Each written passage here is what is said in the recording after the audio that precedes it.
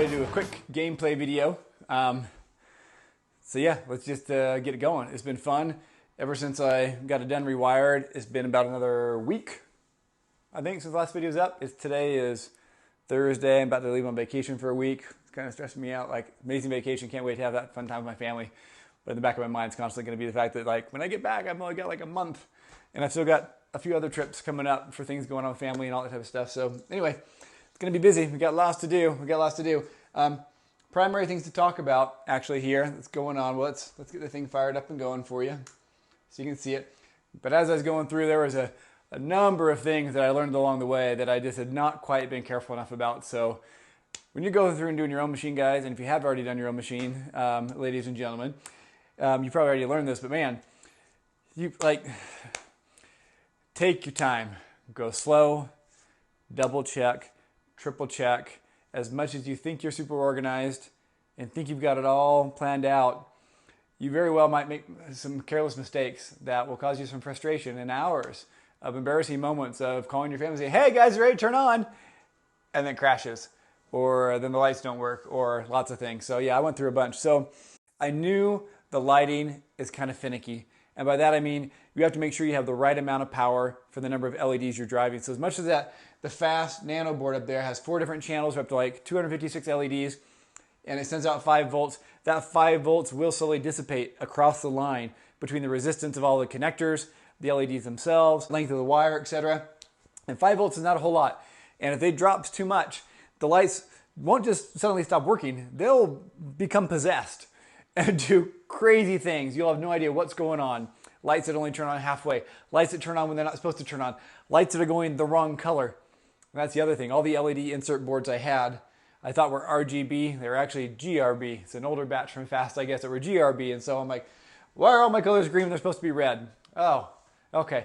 But like when it's just one thing, you can kind of track it down and figure it out right away. But when you get this going for the first time, I had like 24 different issues I had to resolve all at the same time. And so I was like looking at the symptoms and was getting confused out of my mind, like what's going on? I swear I've double checked that. I swear that's tight. That connector's not loose. This is wired. Well, I had gone through, back to the power, when you're putting in power in your lights, if you have more than about 15, 20 LEDs, you're going to want to tap in additional line of 5 volt. From the same power supply, all right? From the same power supply, we run extra wire. You need to run both a voltage line and a ground line, right, to complete the circuit, like electricity 101, right? And I've got about 60 LEDs on each of my 2 chains.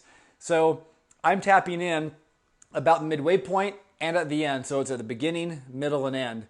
And I might kind of be pushing it because it's really about every 20, 25 LEDs you should be bringing in electricity, they're saying, or voltage. And that solved my problems.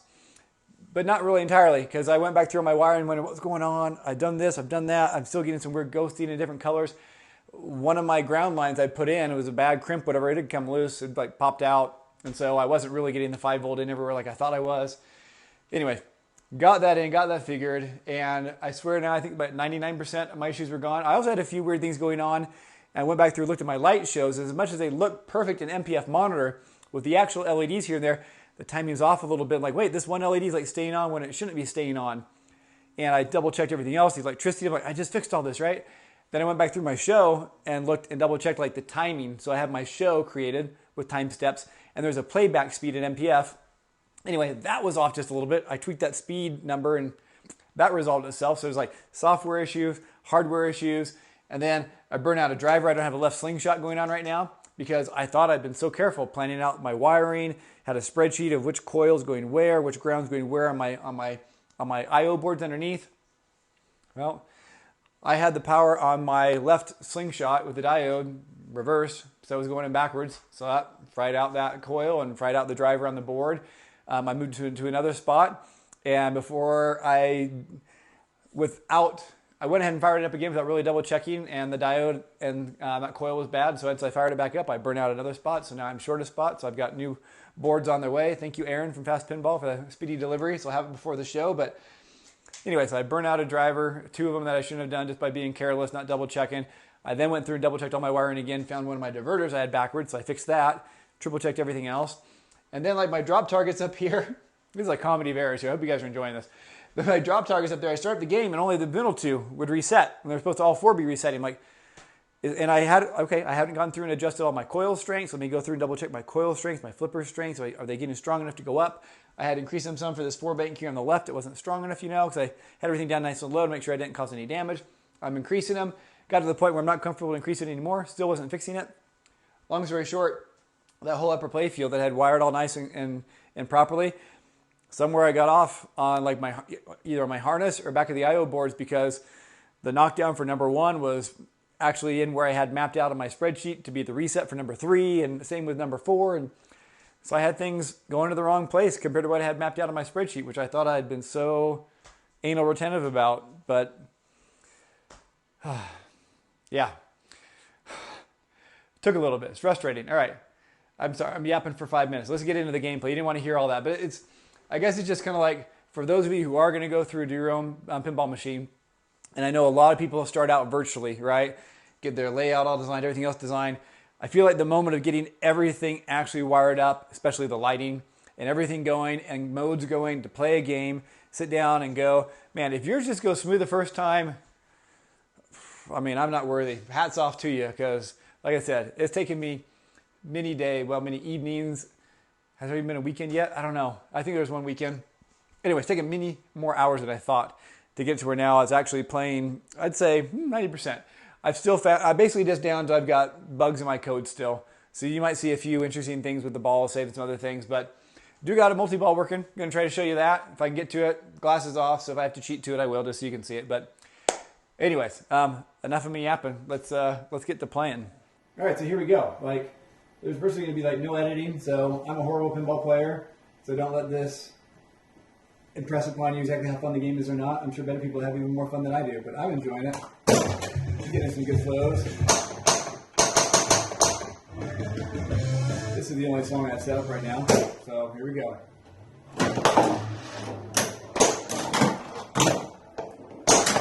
Like most pinball machines, flashing stop means that's what you should be shooting.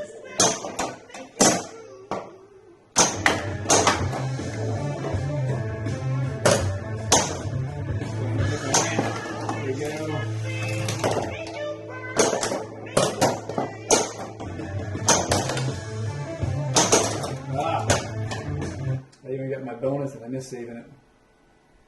All right, short ball, not that great. I wasted my ball save from earlier by cheating. And I still didn't go very long.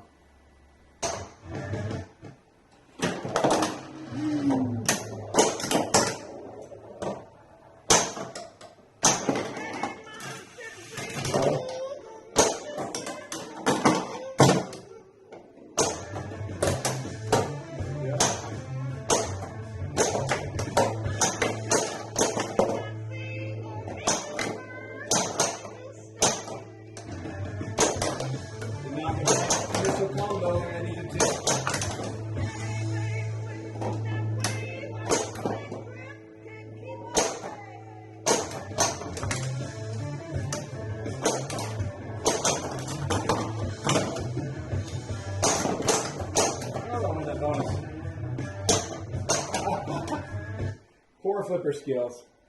Poor flipper skills. Hope that music isn't too loud. Music's never too loud, Steve. No bonus. Didn't get any bonus carryover. So to the screen. There we go. Alright, let's see.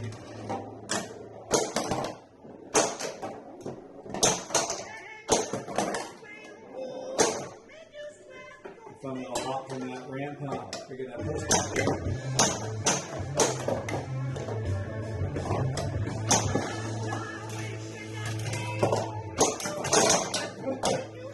And that's why I need that guard over the top of the drop target. If you guys watched my earlier videos, that's why I haven't put that in yet. There's got to be plastic over here to protect the balls and a piece of plastic here to prevent those crazy ricochets. So we'll get that in, and then the ball won't jump over my flippers. Game over. That was fast. Oh, look, grand champion, because no one's been playing this. All right. I'm going to reset the score every game I do also. There we go.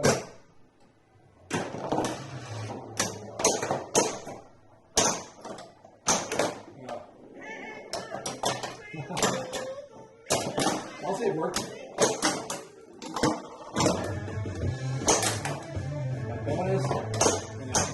triple bonus?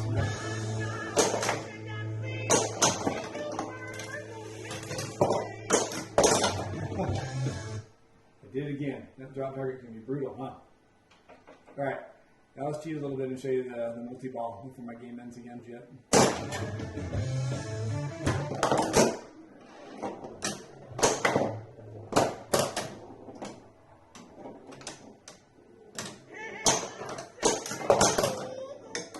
Hit that stairs, Steve.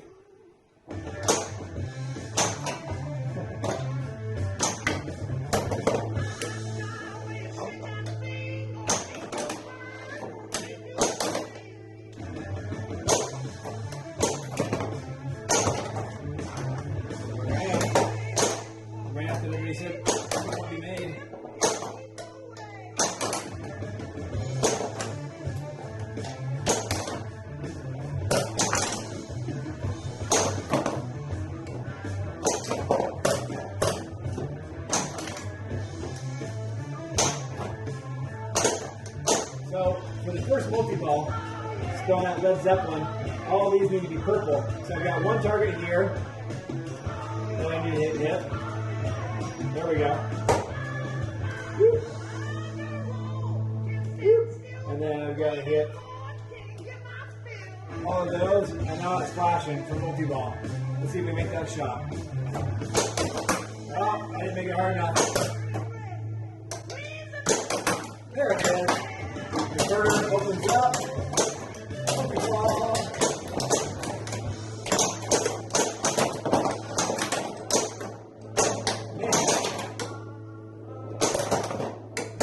I'm supposed to be completing a single targets here for the jackpot.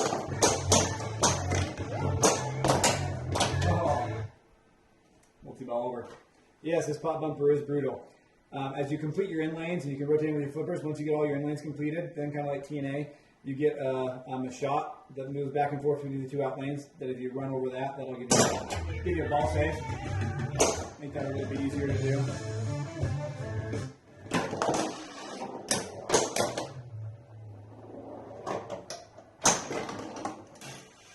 So get all these shots in time. You get a bonus. A multiplier in your score for the song. Is that it? Is that all she wrote? No bonus either, huh?